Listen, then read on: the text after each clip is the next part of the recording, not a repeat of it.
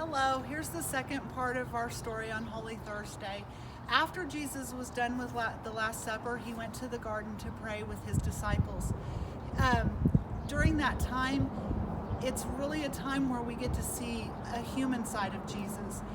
As he goes into the garden, he's very apprehensive and he's scared, and he asks God to take this away from him if it's possible, but he also goes to the point where he says, I'll do what you say because you're God.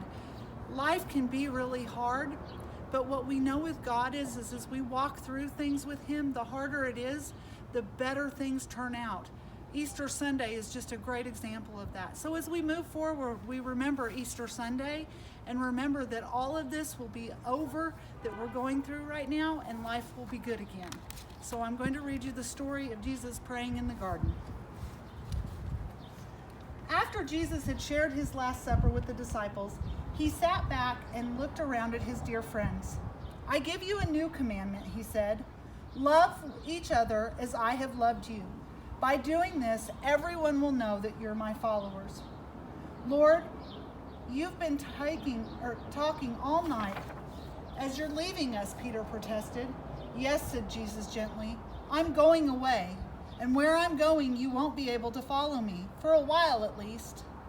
Why can't I follow you now? Peter cried out. I'm ready to die for you. But Jesus smiled sadly. Are you really, my friend? By the time this night is out and the cock has crowed 3 times at dawn, you will have denied me 3 times that you even know me. Never, Peter said, choking with sorrow. Never. And all the disciples agreed strongly. Don't be upset, Jesus tried to comfort them. I'm going to prepare a place for you in my Father's house, and I will return to you for a short while before I have to go away again for good. Even then, when you will die, or even then, when you will no longer be able to see me, I will always live in your hearts. Later, when the time is right, you will follow me, and we will be together again. Until then, do what I have done tonight as a way of remembering me. Be at peace and be happy for me that I am going to be with my Father. Jesus looked around at his friends' gloomy faces. Now come, he said gently. Let's go to the Mount of Olives. I would like to pray in the Garden of Gethsemane for a while. As they walked together through the moonlight, Jesus gave the disciples many more important instructions. He knew he only had a short time left in which to talk to them.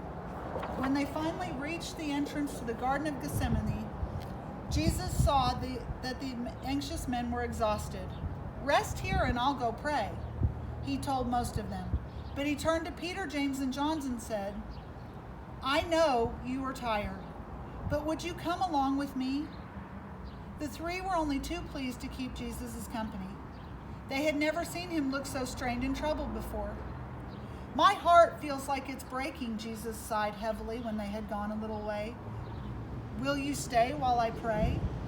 Peter, James, and John watched as Jesus sank to his knees, his head in his hands. Father, he cried silently. Jesus prayed that perhaps he might not have to face the suffering he knew lay ahead.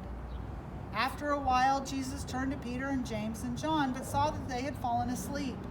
So Jesus prayed again.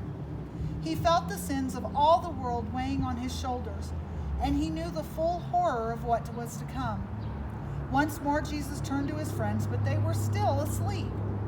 And Jesus prayed again, willingly accepting the suffering he had to face, so that all people could one day reach God. At last, Jesus finished praying. Peter, James, and John were still asleep, but at that moment, Judas Iscariot arrived.